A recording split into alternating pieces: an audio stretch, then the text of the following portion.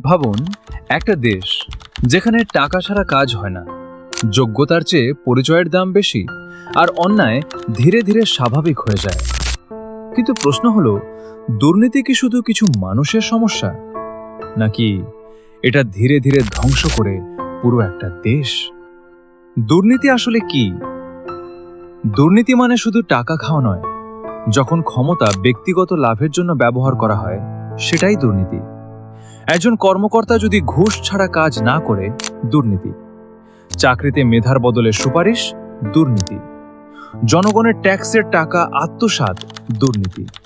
বিচারে প্রভাব খাটানো, দুর্নীতি। সবচেয়ে ভয়ঙ্কর বিষয়, এটা ধীরে ধীরে সমাজের স্বাভাবিক বিষয় হয়ে যায়। কিভাবে শুরু হয় পতন?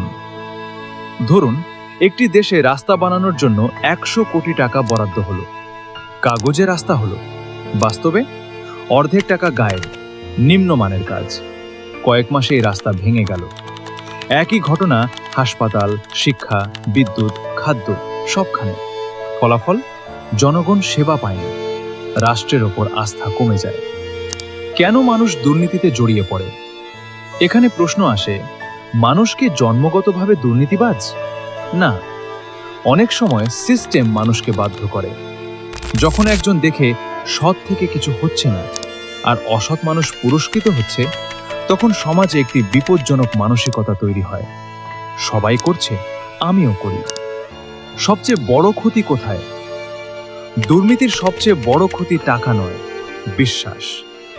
একটি দেশের মানুষ যখন নিজের দেশকে বিশ্বাস করা বন্ধ করে, তখন শুরু হয় ব্রেইন ড্রেন। মেধাবীরা দেশ ছাড়ে, বিনিয়োগ কমে যায়, বেকারত্ব বাড়ে। আর সাধারণ মানুষ, তারা শুধু বেঁচে থাকার যুদ্ধ করে।